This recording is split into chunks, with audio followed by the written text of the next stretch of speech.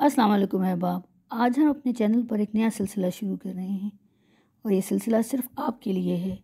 مجھے امید ہے اس سلسلے کے ذریعے آپ اپنی خوبیوں کو کھوج سکیں گے اور اپنی صلاحیتوں کا بہتر استعمال کر سکیں گے۔ خیال رہے کہ یہ سلسلہ مستقبل کی پیشن گوئیاں نہیں ہے، صرف آپ کی خوبیوں کو جانچنے اور کھوجنے کے لیے ایک مددگار طریقہ ہے۔ ہر انسان اپنی ذات میں یکتا ہے اور انفرادی خوبیوں خامیوں کا مجموعہ ہے۔ بقول علامہ اقبال، ہر فرد ہے ملت کے مقدر کا ستارہ۔ ہر فرد خاص عادات و خصائل، خصوصیات اور پسند ناپسند کا حامل ہوتا ہے۔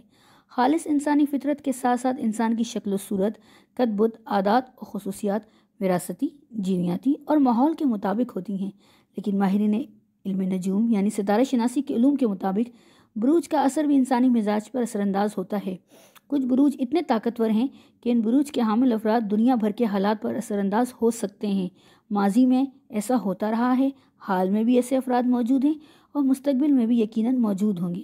بروج کی کل تعداد 12 ہے، جن کے نام حمل یعنی ایریز، سور یعنی ٹورس، ہوت یعنی پائسس، جوزہ یعنی جیمنی، دلو یعنی ایکویریس، عقرب یعنی اسکارپیو، سرطان یعنی کینسر، اسد یعنی لیو، سنبلہ یعنی